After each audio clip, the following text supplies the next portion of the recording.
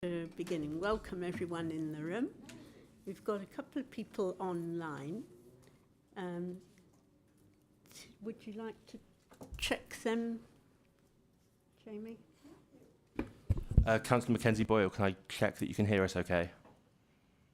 I can hear you well, thank you. Perfect, thank you. So,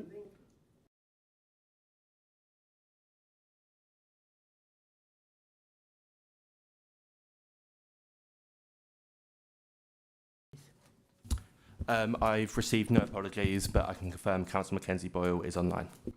thank you. Just before we start in earnest, please make sure you switch off your phones or put them on silent. Otherwise there will be £20 due to the Mayor's charity. Good. So the minutes of the last meeting, please. Do you have any questions about those minutes, please? No? Okay, I move that the minutes of the last meeting be accepted as the correct record. Do I have a seconder? Happy to second, Chair. Thank you, Vice Chair. So, any comments? No? Shall we take a vote? Those in favour? Thank you. Unanimous. Declarations of interest. Any members are, members are asked to declare any disclosable pecuniary interest or affected interest in respect of any matter to be considered at this meeting. Any member with a disclosable pecuniary interest in a matter should withdraw from the meeting when that meeting is under consideration and should notify the Democratic Services officer in attendance that they are withdrawing as they have such an interest. If the disclosable pecuniary interest is not entered in the register of members' interests, in the monitoring officer must be notified of the interest within 28 days. Does anybody have such an interest to declare? No. Thank you. Any urgent items of business, please? No, non-notified, Chair. Thank you. I understand the Vice Chair needs to make a statement.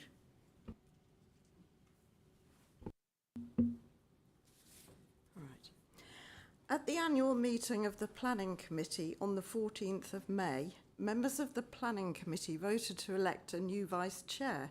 Whilst only one candidate was nominated before the meeting, Councillor Virgo was nominated at the meeting. I had no issue with Councillor Virgo being nominated. It is, after all, a democratic process. And whilst I was not expecting to speak, I had no objection to speaking, and Councillor Virgo and myself both did so. However, in hindsight, I acknowledge that some of the comments I made in my speech were not appropriate in a public meeting, though I did not make reference to any individual councillors or political parties.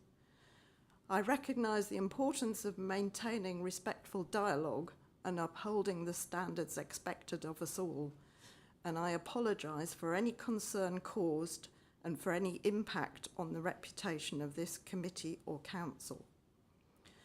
I remain fully committed to serving in the role of Vice Chair of the Planning Committee, and I will serve with integrity and fairness and with regard to planning policy and the planning protocol of this council, and in the best interests of all residents of this borough. And should I have any concerns in future, I will raise them through the appropriate channels. Thank you. Thank you, Vice Chair. Okay. So the first item on planning item on the agenda is number 5, the Beaufort Park South Road Wokingham item. I think Margaret McKevitt, officer, to present. Thank you. Chair. This is an application to discharge condition 37 of Planning Permission 2300767, and it seeks to approve details of hard and soft landscaping and includes a 5-year post-planting maintenance schedule. This application has been reported to the Planning Committee because more than 5 objections have been received, and members visited the site on Saturday.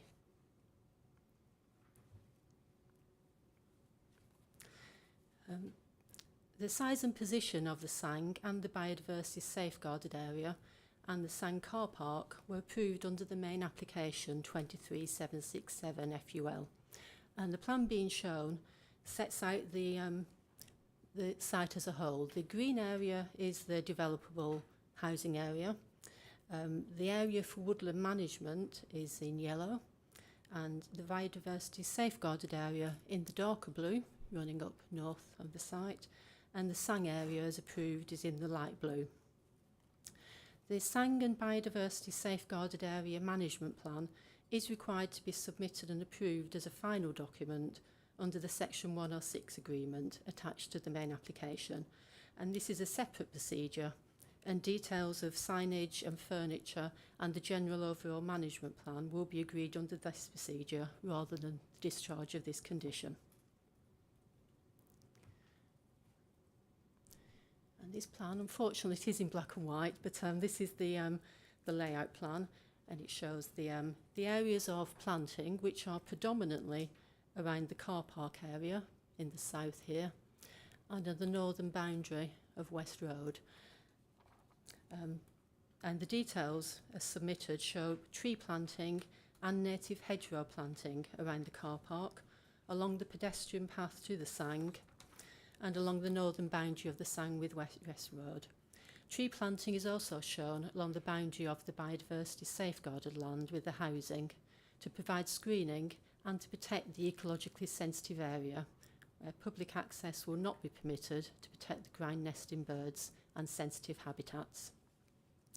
The proposed hard landscaping includes a no-dig, self-binding gravel circular footpath around the Sang, the formation of an access to the proposed grazing area within the safeguarded area from West Road, provision for post and rail fencing within the Sang, and a decked boardwalk which connects the car park to the Sang. As part of the hard landscaping details, gates to the proposed pedestrian links to the boundaries of the access road serving the Evergreens development are shown. The desirability of providing links to the Sang from the Evergreens and to the wider Sang network in the area were put forward as part of the main planning application for the Beaufort Park development to facilitate public access and to provide connections to the wider Sang network in both east of the site in Great Hollands and the Bucklers Park Sang. And the principles of these linkages was accepted as part of the planning permission for 23767.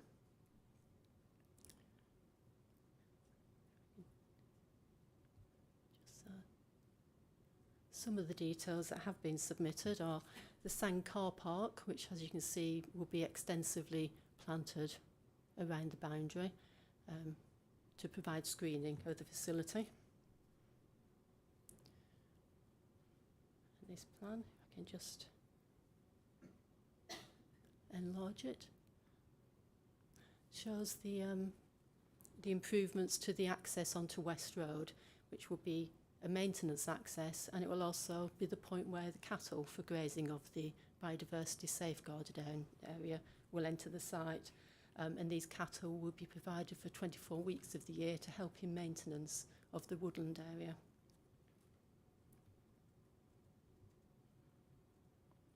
And some of the hard landscaping furniture that is being approved is the gates for the stock protection onto West Road, and also some of the post and rail fencing and stock fencing that would help prevent access from dogs into the biodiversity safeguarded area and to provide pedestrian access there. The landscape officer has been consulted and has no objection to the planting details or details of the landscaping maintenance. And the recommendation for members is that condition 37 be discharged with the plans to be approved listed in the supplementary report. Thank you, Chair. Thank you very much. Any questions for the officer, please? Councillor Virgo. Thank you for replying. Thank you, Margaret, for replying to my questions a bit earlier on email. But there is one thing that worries me. I know the litter bins aren't part of this application, but they're part of a general. It's a general, isn't it?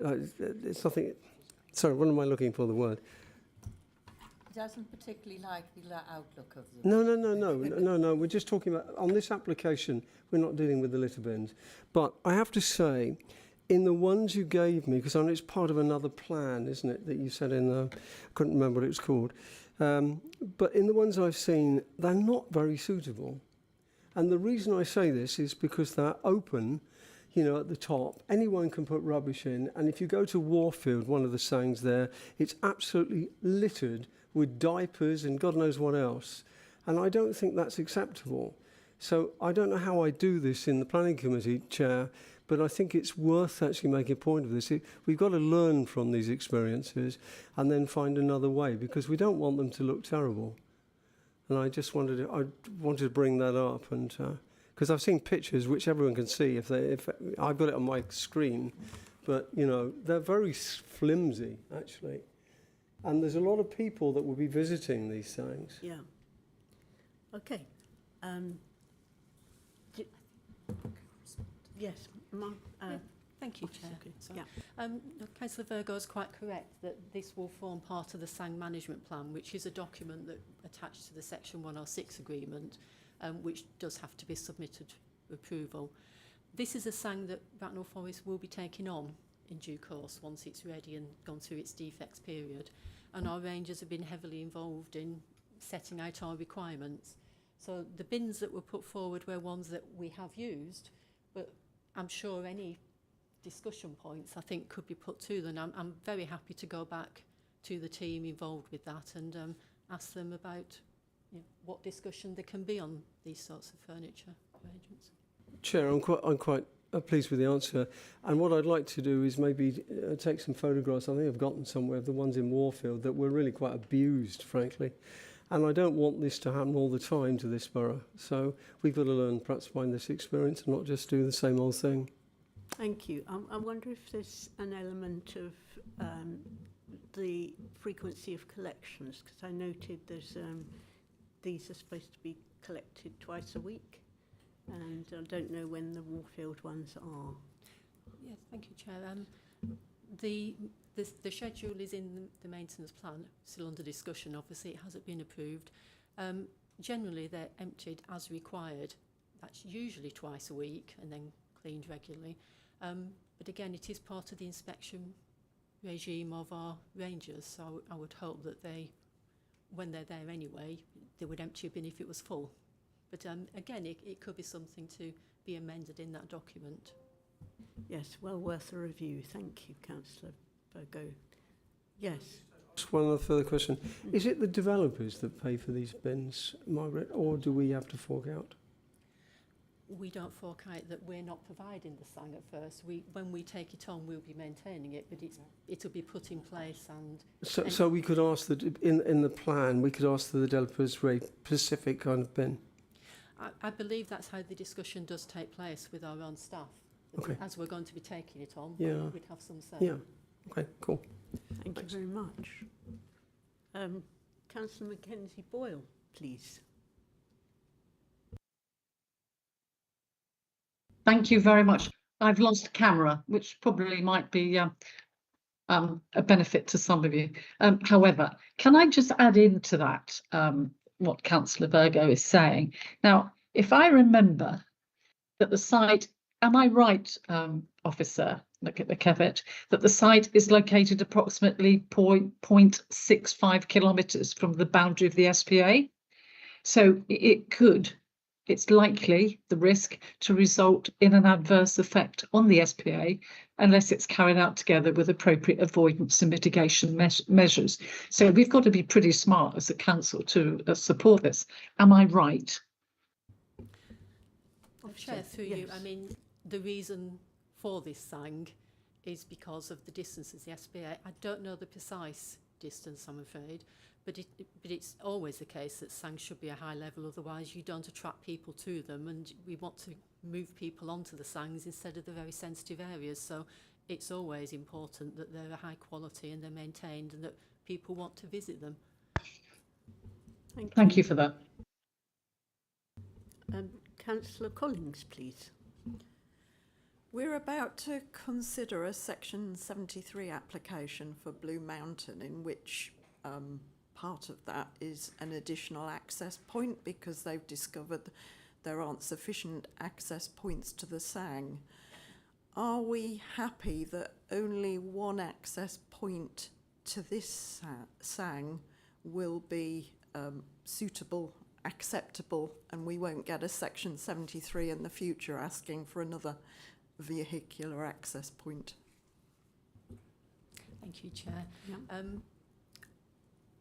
Our rangers have been involved in some of the design pointers on this scheme, and they're happy that the maintenance access from West Road is suitable and appropriate.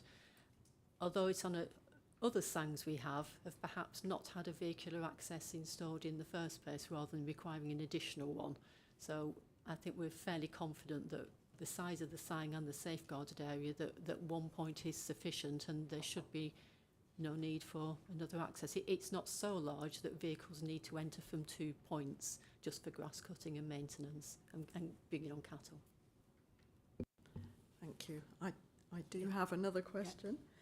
Are you confident that the watering regime proposed for this site is adequate? Because we have many dead trees on development sites in Warfield, and I'm sure there are other sites across the borough that are the same. Thank you, Chair. No, this has been a discussion point because obviously the watering regime is part again of the management plan, and it's set up and drawn up by ecologists, and they're confident with that. I know we've discussed watering bags on trees, which can be beneficial, but they also, of course, they need people to fill those watering bags. I think all we can say is that it's in our interests that the trees are planted and maintained initially, and we will inspect during that period, because when we take on the sang afterwards, we don't as a council want to be going to the cost of replacing trees. So I think at the moment the regime to me looks satisfactory, will be discussed further as part of the 106 discussions on the management plan. But I have flagged this again with our tree team and with our green infrastructure manager of the concerns that it should perhaps be set out very clearly. Thank you. Thank you very much. Any further questions? Councillor Mackenzie Boyle again, please. Yes, thank you very much indeed, Chair. Elephant in the room. There's going to be no more tree felling on this site, is there? On this section? Officer? Thank you, Chair. Tree removal on the site as a whole was agreed as part of the planning permission, and part of the sang management is that there will be some tree management within it and tree planting, because I think the idea, particularly in the sang, is to try and establish more broad-leaved trees which have a benefit for biodiversity. But that was all discussed at application stage, and I think any incidental tree felling may not necessarily relate to the site that we're discussing tonight, but perhaps is for a future meeting. So If you wouldn't mind, that's very kind of you. Thank you to say that. I think we need to ensure that we have a scrutiny on this site. We can't have the same terrible devastation that we've had. We need to make sure that any trees that are taken out of this area are completely are scrutinised. The area that we need to protect, not only for the sang, but for the residents as well. And we have to ensure that that happens. Thank you. thank you, Councillor Mackenzie Boyle. I think that's going to happen. Would you like to comment on that? Through you, Assistant Chair. Chief, yeah. Thank you. Yes, I think the Margaret was mentioning that a future application would come before the committee. That's in relation to a specific issue of tree felling on the same site, but on the residential element of it. So what's been proposed as part of this application is the landscaping plans for the Sang, and as Margaret has mentioned, any kind of tree management as part of the Sang will form part of the Sang management plans that have been discussed under the Section 106 rather than under the terms of this application.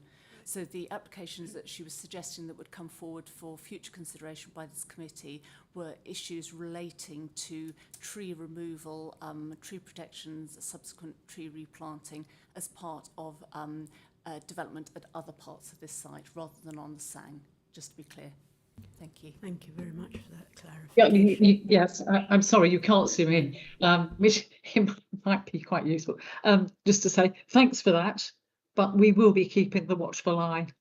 We can't have any more problems on this site. There've been far too many, and I'm sure that the ward member, Councillor Temperton, understands that as well. It's her ward, so she wants to protect as much as she can her residents and the area. Thank you. Thank you. Councillor Lugo? Yep, thanks, Chair. Can I just get back to ask the Assistant Director of Planning, the trees presumably are a different, I know they're not on this application, I'm aware of that, but they're on the same land, this is the point. And presumably if we replant trees from the developer, which is a different developer as I understand it, than the one that's before us in this application, presumably the watering of those trees will be the responsibility of the application that's replaced the trees. Is that correct? Because it seems a bit hickledy-pickledy, to be honest with you, as it's one big area which we will eventually look after. Yes, just to make clear that the area that we will take the responsibility on for is the Sang, which is the subject to this application, the landscaping. The tree area that we're talking about sort of at a future planning committee is not on the Sang land. So I think probably the discussions, I think once we have the proposals in front of us, we need to put that in front of members as part of a committee report, and then it will be set out clearly, and then we can discuss the future maintenance of that landscaping. But we're just looking at the landscaping on the Sang, and future discussions as part of that application relate to part of the same development site and the adjacent site, but called the Evergreens, but not the Sang land. Okay, but passing this on, because I think it's crucial, this, the developer that we are going on a different application that will come before this committee will have the same problem of watering. So that must be in that, whatever we're going to do with that on enforcement, that must be all. The point I'm trying to make is if the rangers are there, surely someone has to look after all these trees rather than different people. And who's going to keep who's going to check that all this is done? Because I can't see it. Excuse me, Tony, but I do think this is for the next application about those trees. Well, Chair, I accept what you say, but they're all linked because we've been on site and we've seen it. And the point I'm making is that my fellow councillor made the point that, what happened was not only regretful, it was actually disgusting. It was disgusting. And we've got to somehow coordinate all this rather than keep separating all these things together. The thing is that those different areas are having the agents are having to present new plans because of what has happened, and let's have Indy to.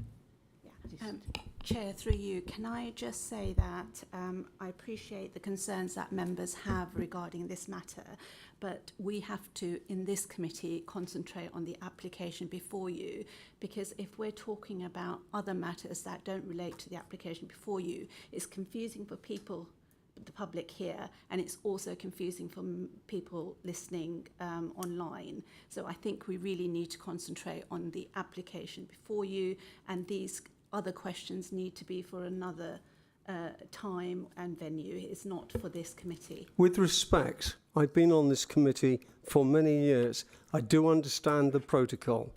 I'm making a point because this is a very big problem. And we've got to look at these things in a general sense, not just carve them up for the committee, and then the committee looks at it and they don't know all the background. So now we do know the background because we've been on site. That's why I made this point. Now, I accept that we can't do anything, but there's nothing wrong with a member bringing this up on the committee. And actually, we can do something, and the council, the planning department, is doing something about it. Let's see. Well, they are, and that's why it's coming to the next committee, where they've got to produce plans in order to rectify the situation that has happened. But the plans are to replace the trees. I mean, it's not, there's no Yes, big deal with- here. It's replace the what trees that they sort cut of- down. Yeah, and that will be discussed then.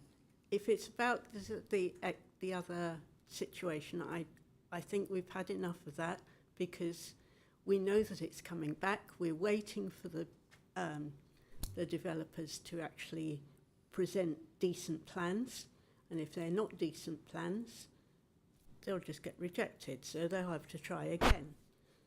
So please let's leave that now, because it's not relevant to the current item that we're discussing. We are trying to get the sang right.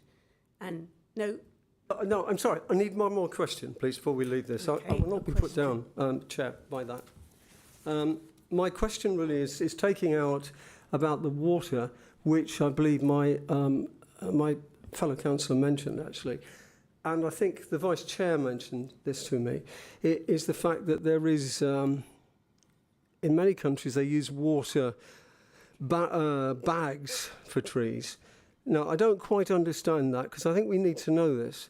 Are we actually supplying water bags to those trees, or are we not? If we are not, could you explain why? Because that seems very good practice. I think we have been given an answer to that, but perhaps the officer will repeat that. Thank you, Chair. Yes, I have raised this with our tree officers and our green infrastructure manager as part of the SANG management plan, because the watering regime is discussed there, and I have discussed if water bags are specifically beneficial, and it's something they're considering. But they said, although they can be beneficial, they can also be problematic in the sense of if you don't check the bags have been filled, it can be more harmful because you can become reliant on them. But it is something that can be introduced in the SANG management plan at the discretion of, well, I presume the use on particular trees is more or less beneficial depending on the type of tree and the size of them. But it's certainly something in the SANG management plan can be part of that watering regime, yes. But I don't think we can specify they have to be used on all trees, because I don't think we know if they're always beneficial for every type of tree. I hope that clarifies it. Thank you very much. Right. Do we have any further questions on the SANG? Councillor Mackenzie Boyle, please. I do. Thank you very much for your patience, Chair. I really have.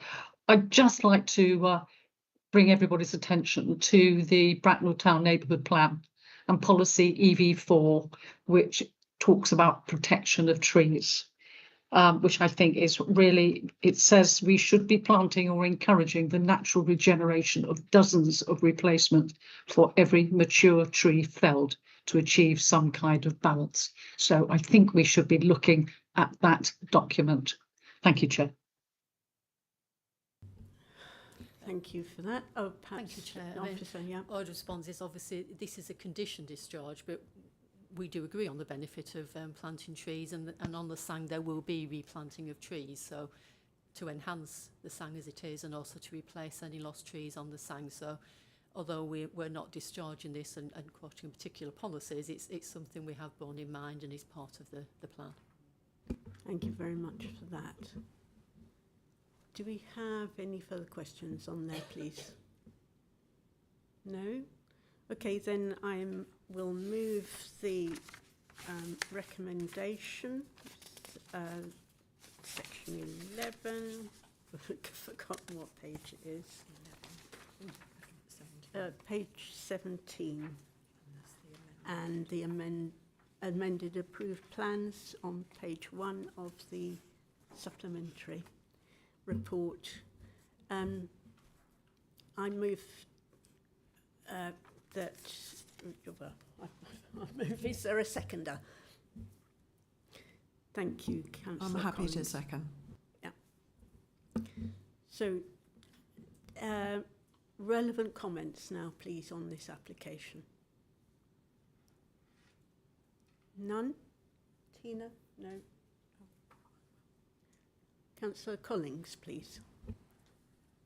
I just want to say that this proposal, as we've been told, was approved for the SANG, was approved in principle in the original application, and the car park was included in that. I can see that several of the objectors were concerned about having this car park in close proximity to their homes, but it was approved as part of the original plans. I'm sorry that they weren't aware of it when they moved into the Evergreens. The SANG is necessary to mitigate the impact of development on the Thames Basin Heathland SSSI. I visited it on Saturday and it was really a lovely site, and I'm sure it will benefit many residents in the area when they can walk around it. I'm pleased some of the land is being safeguarded for biodiversity, and I will be happy to support this planning application. Thank you. Does anybody else want to make a comment? No? Okay. Then despite what's happened around this site, the deplorable actions of developers who've done strange things, the council still has to move along, and the council has to get those agents, those developers, to make good what they have done, and ensure that the trees and on the whole site, especially on the SANG and the protected areas, are well looked after, and relevant replanting happens. So I think that this is a very good step in the right direction for this. Well, it certainly covers the SANG and the protected areas very, very carefully. And I look forward to seeing what happens with the replacement tree regime from the other developers in the future. May I take a vote then? Those in favour of the application? That's unanimous, Chair, so the motion is carried. Thank you very much. Chair, before we carry on, can I leave the meeting and come back in so I can have my camera up? It's saying I can't use it. So Okay. I'm going to leave and then return. Okay, Thank you. we'll talk amongst ourselves for a moment. Thank you very much.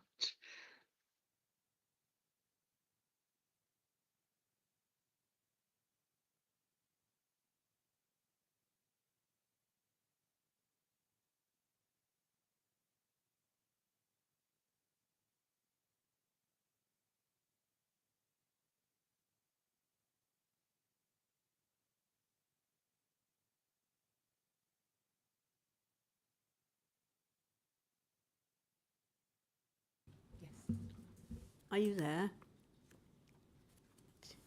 Councillor Mackenzie Boyle, can you put your camera? Yeah, no, it's not allowing me to. It's not allowing me to. It says.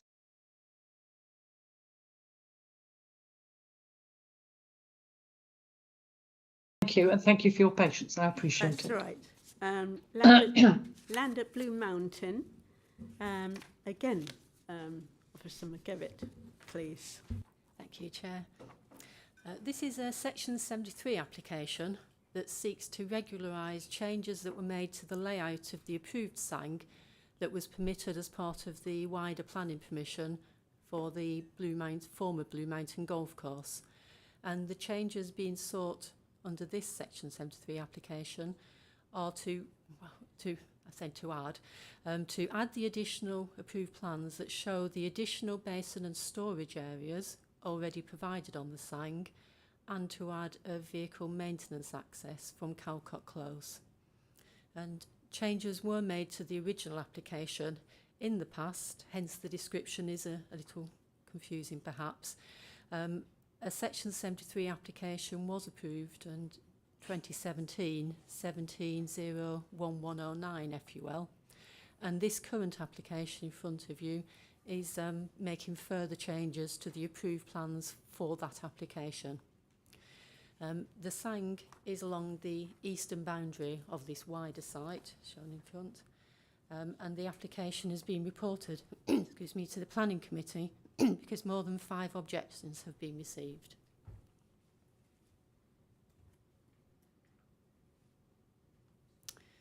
And the plan in front of you shows the Sang layout, and the changes made are for the retention of drainage areas, if I can try and make them larger,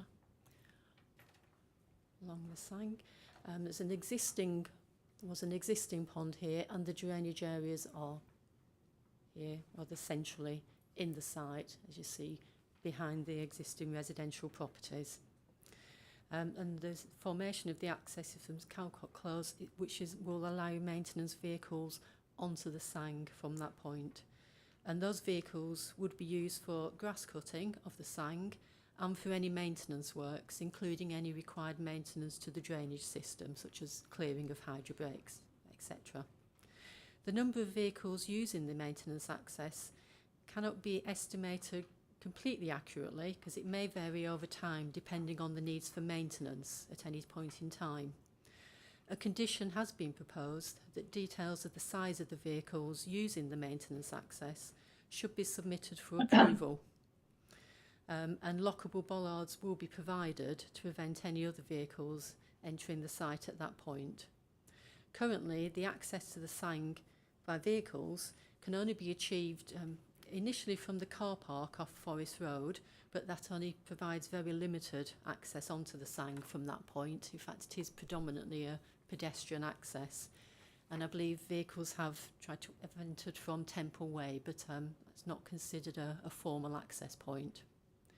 The Highways Officer has raised no concerns in terms of highway safety from the provision of that vehicle access point. Letters of objection have been received from residents in Calcott Close who are concerned about traffic movements and the impact of the new vehicular access on their properties. Alternative positions for the maintenance access have been considered, but due to issues of levels on other nearby cul-de-sacs and highway concerns about accessing the Sang from Temple Way, Calcott Close was considered suitable for providing a safe access point. The visual changes from the provision of the dry basin and water storage area, which have been on site actually for some years, are not considered to raise any visual amenity concerns. The basin is positioned close to other water storage facilities on the Sang, and within the grass setting the Sang is considered to be appropriate in landscaping terms.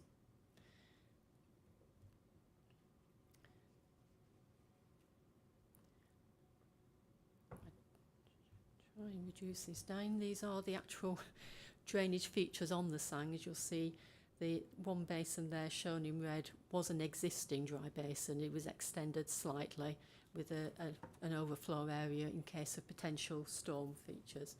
They said these were a requirement of following revisions to the drainage strategy, which was approved in 2021. This current application does not propose any changes to the drainage system.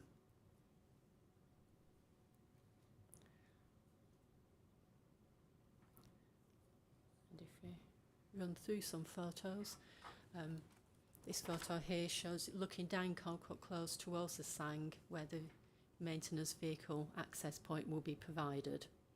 And again, a slightly closer viewpoint there, just to show this is the route that the vehicles would take. They said vehicles parking along this road on the rundown are contained within vehicle parking bays.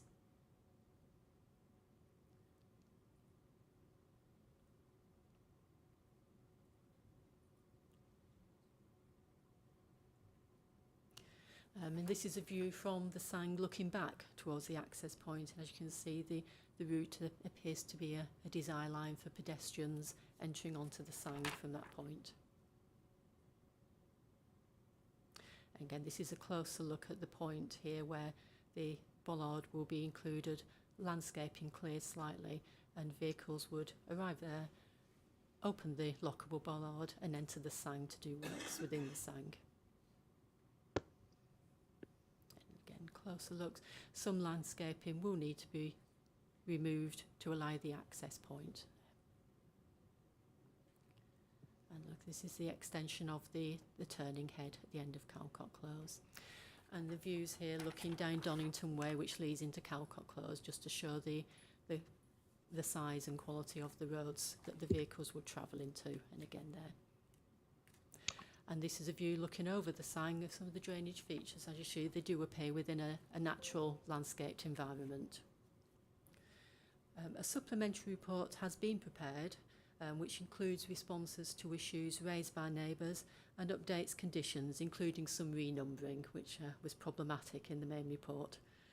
The recommendation is for the application to be approved, subject to conditions as set out in section 11 of the main report and in the supplementary report. Thank you, Chair. Thank you very much. Questions for the officer, please. Whizzing about.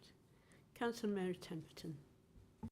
Yeah, thank you. Can I ask why the extra 0.5 metre deep extreme event storage area within the Sang, why we need it added now where it wasn't provided in the first place, and it to allow, I mean, it says under for increased storm conditions. I think, I mean, is this a new requirement by somebody or what's happened? Thank you, Chair, through you. These features are not proposed to be added, they have been added. Initially, when the Sang was created under the application 2016, they were not considered to be required. The drainage strategy was revised in 2010, I believe, 2020, and these features were added to accommodate the revised drainage needs. So they're already there. So we're not seeking to add them in the future. They were added during the length of the Sang, and it has unfortunately taken some time for the application to provide the visual changes to be submitted and to come before the committee. Yeah, we catch up in the end. It's regrettable, I suppose, that it has taken quite so long, but we have it now. And so, more questions? Councillor Collings, please. I think it's disappointing that it's been necessary to provide this additional vehicle access point now, and that it wasn't originally identified within the original application. Presumably nobody thought about it properly. I'm pleased to see condition 57's been added, which is requiring details of the types of vehicles which will access the site. Sorry, I just need clarification. You might have said this already. Would it be possible to ask for likely frequencies? I know there are different forms of access, so some for maintenance and some for emergency maintenance. But is that something we could do?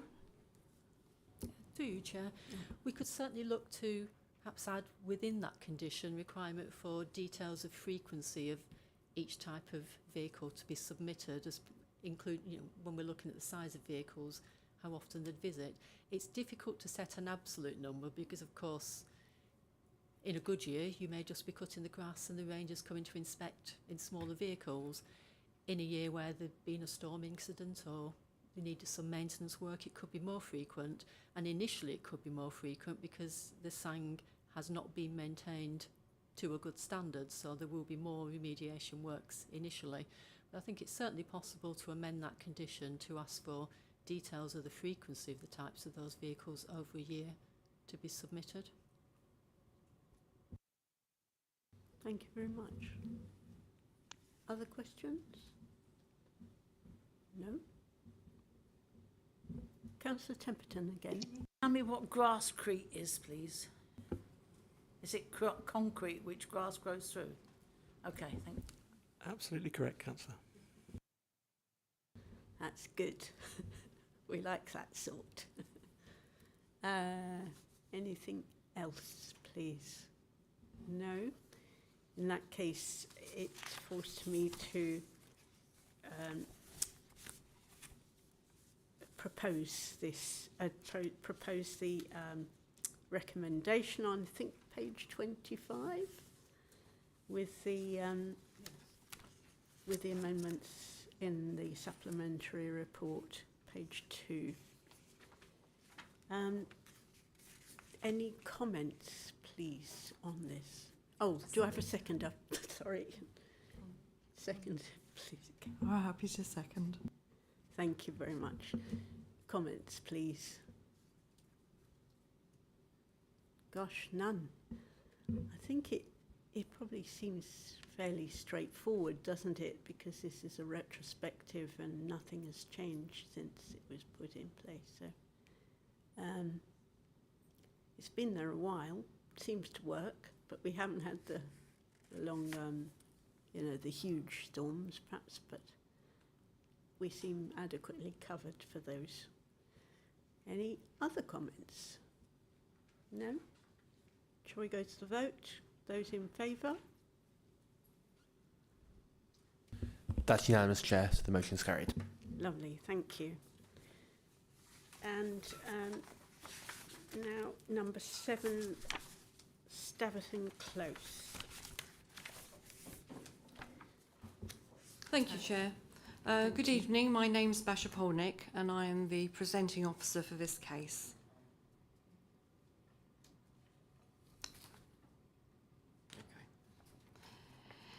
This is a householder planning application for the erection of a part 2-storey, part single-storey rear extension, a single-storey front extension, a garage conversion, and a detached outbuilding in the rear garden.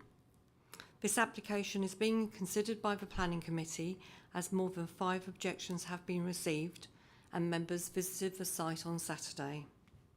There have been no objections from consultees or from Bracknell Town Council.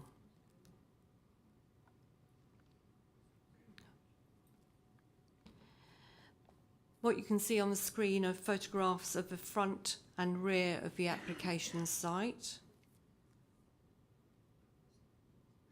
And this plan shows the position of the various elements of the proposal and their location. As seen on this plan, the rear extension, which is, sorry, we've got a bit of a delay with the mouse. The rear extension is will project 4 metres to the rear and is similar in depth to the attached neighbour's extension. And to the east, where we can see the arrow pointing to the 2-storey rear extension, that element, yes, will be 2-storey. To the front extension would match the projection of the existing integral garage, and the garage would be converted to a study, and 3 parking spaces can be accommodated to the front of the property. The proposed outbuilding, which is within the rear garden towards the back of it, would be 8 metres in width, 6 metres in depth, with a maximum ridge height of 3.6 metres. The roof will be hipped on all 4 sides, reducing the bulk and the massing of the building. So we'll just look at some elevations. On the left-hand side, we have the existing front and rear elevations, and to the right, we have the proposed front and rear elevations. And these are the 2 side elevations. On this plan, we have the existing and proposed ground floor plans with the proposed parking layout. These are the existing and proposed first floor plans. And these are plans for the proposed outbuilding. So, as I said earlier, the pitched roof would be hipped on all four sides, reducing the bulk and the massing of the building. And here we have photographs of the rear garden. So the top one we can see is the existing rear elevation. We can also see the extension at the adjoining neighbour. And then the bottom photograph is looking towards the rear of the garden where the proposed outbuilding will be sited. The site is located within the settlement boundary, and as such the principle of development is considered to be acceptable. Due to the proposed design and relationship with neighbouring neighbours, it is not considered that the extensions or the outbuilding will result in a loss of privacy or be unduly overbearing. Concerns have been raised by some objectors that the outbuilding could be rented out. However, a condition is recommended so that the outbuilding remains ancillary to the main dwelling. The proposal blends into the overall street scene of Staverton Close, where surrounding dwellings benefit from a variety of extension styles and sizes. In terms of parking, 3 parking spaces will be provided in accordance with the Council's adopted parking standards, and the Highway Authority has raised no objection. In light of these comments, the application is recommended for conditional approval, as on pages 53 to 55 of the agenda, and as amended by the conditions on the supplementary report. Thank you, Chair. Thank you very much, Basha. Questions, please. Councillor Virgo, please. Thanks. On the site visit, Basha, I think we noticed that the downpipe for the guttering, it was sort of squeezed between 2 walls, and we asked how that would be, properly maintained. And we were told that it's a different building control, so we couldn't enforce anything. But on the drawings, does it make it clear of how you could maintain that? Because there's a downpipe which is squeezed right at the end of where would be the extension.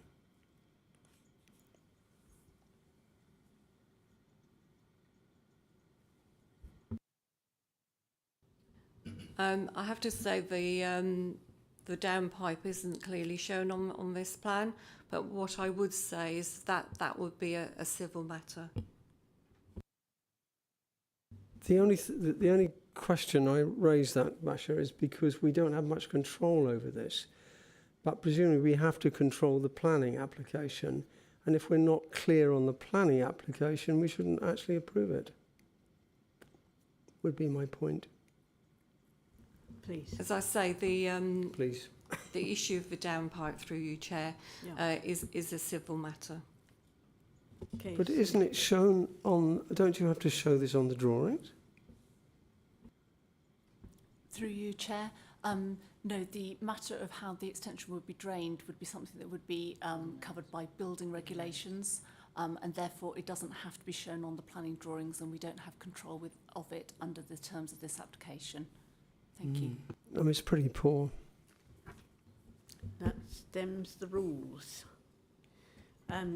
Councillor Penfold, please. I agree with needing to do something about the downpipe, but I seem to remember it was actually went down in next door's garden, the neighbour's garden. How does that affect it?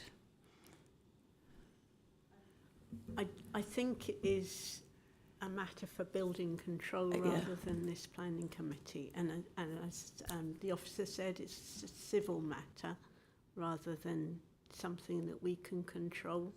But, by talking about it in this committee, hopefully that will bring it to the attention of the 2 owners of the houses, and they will have a chat about it and work something out.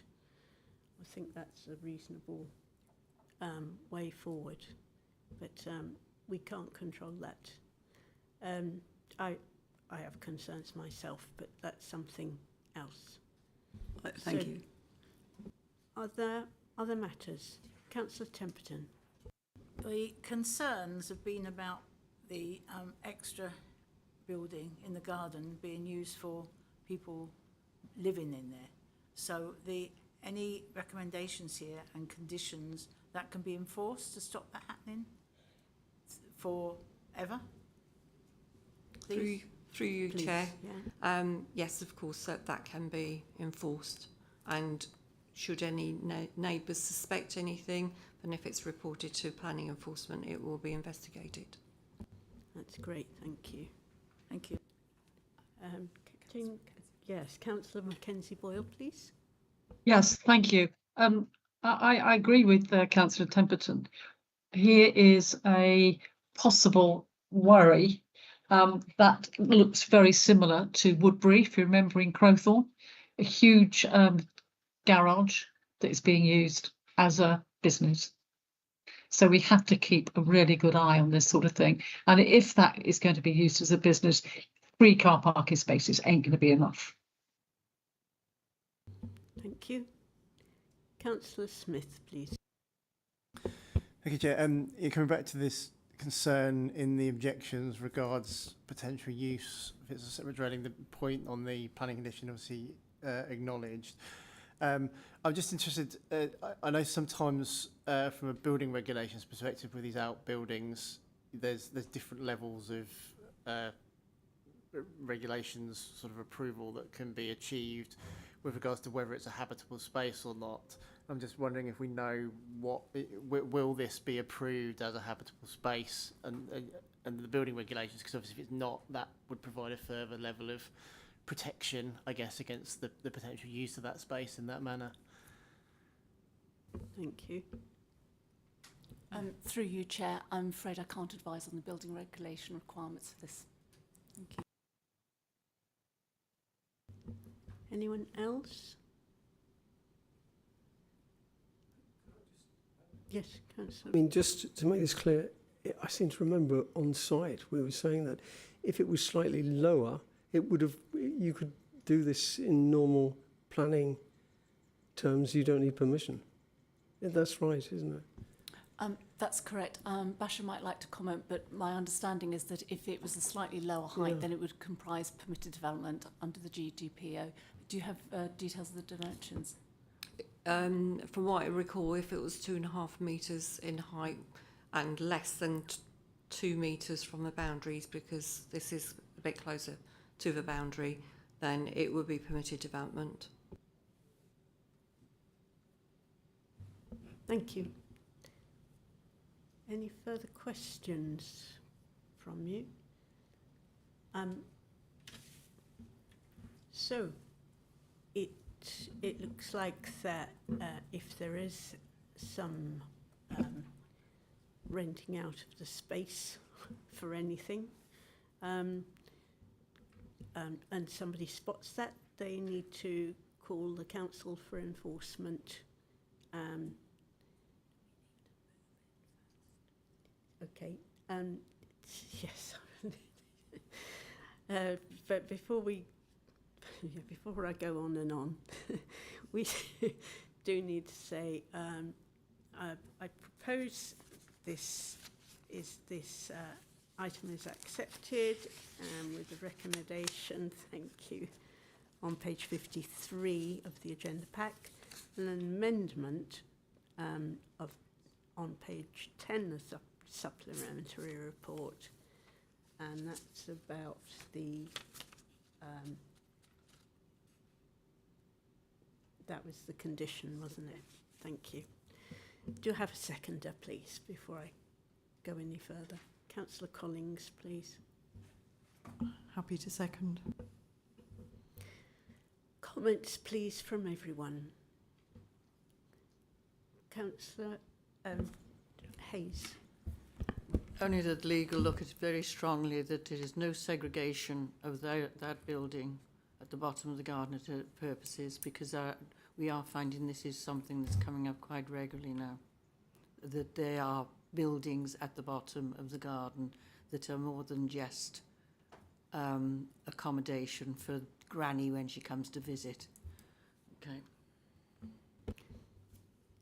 Councillor Virgo? Yeah, I mean, we saw it on site. I think it was worth seeing, actually, as it was. It is big. There's quite a lot of development there. But, I can't see anything that you could say that we could refuse, to be honest. Thank you. Councillor Collins? Just to add that I'm happy that condition 5 will cover the ancillary, that the building will only be used in ancillary purpose to the main dwelling, and I'm hopeful that will also cover temporary renting out of the building for holiday accommodation. Thank you. Tina Mackenzie Boyle? Councillor, sorry. Yeah, no, that's fine. Thank you very much, Chair. I endorse actually what you say. We've got to be very careful about how we look at these extensions, these outbuildings and whatever. And I endorse what Councillor Hayes says as well. We've got to be very careful. I'm looking at lessons learnt from Crowthorne and Woodbury, a huge garage that is being used as a business. We have to ensure that if we have a condition, as Councillor Collins has just said, somebody has to enforce it. It's all very well having it in black and white on a piece of paper, but in the reality of life, it has to work. So we need to get enforcement, having a look at this, say in a year's time, just to see. And that's what I think we ought to be doing anyway. So thank you for your time and your patience, Chair. Thank you. Councillor Templeton, please. Yeah, I'm pleased that the extent that enforcement will be held for this one, because as said before, if it was a little bit smaller, it could have just gone up without any planning permission whatsoever, and that's happening all around me. And then it becomes, there will be no condition being put on it at all, and people could be using it for what they want because it is a planned extension or planned outbuilding. So the fact that this is this size, you question why it is this size. So, and the enforcement is really important. Thank you. Anyone else want to comment? No? I think we've all raised our concerns.